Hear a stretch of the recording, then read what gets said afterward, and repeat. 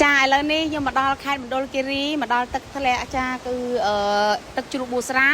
ប៉ុន្តែខ្ញុំអត់ច្រៀងបទចម្រៀងចំណងជើងបទទឹកជ្រោះប៊ូស្រាទេប៉ុន្តែខ្ញុំច្រៀងបទចម្រៀងមួយបទក្រោមចំណងជើងថាបទទឹកខោចាទឹកហោ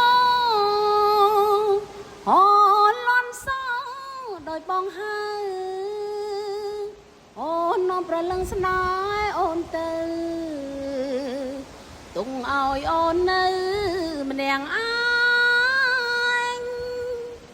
ដឹងហោអូទៅឆ្ងាយចោលកន្លែងចោលវាសមុទ្រដាច់សងវាយឲ្យអូនចំបាយស្នេហ៍ប្រែឆាអូនស្រែងហើយ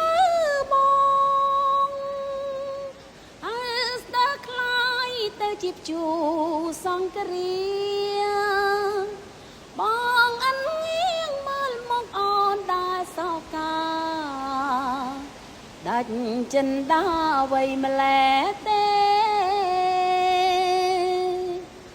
ដឹងអូទៅចោបើអស្នេហ៍បើបងប្រាថ្នាចង់បែកបាយទោះជាអូនស្នេហ៍ក៏ឥតន័យ